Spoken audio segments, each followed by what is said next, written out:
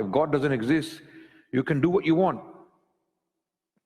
The concept of good and bad comes from God. If not, then you are left to fetch for yourselves.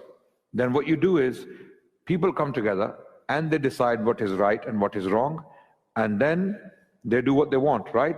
So in that case, you will have major disasters like we have had in the 20th century.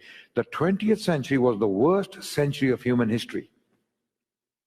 It was the worst century of human history. The greatest catastrophes in the history of humanity took place in the 20th century.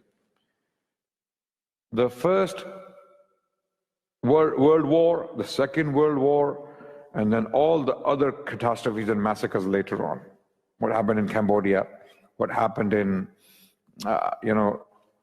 other places around the world. I mean, I can give you Rwandan genocide, and the list goes on. And it continues to this day. Why? Because this was a godless century. People divorced God from their political affairs. They started to decide for themselves. So Nazis came together and decided, hold on, the Jewish people are evil, they're trying to take over the world, so therefore we will destroy them, we will kill them. This is what the Nazis came up with, right? To put it crudely.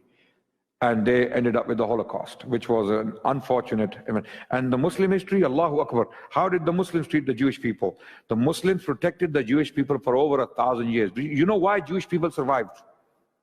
You know why Jewish people survived? They were facing extinction at the hands of the Christian world. Jewish scholars confirm, such as Bernard Lewis, who was a Zionist, he's a Zionist Jewish historian.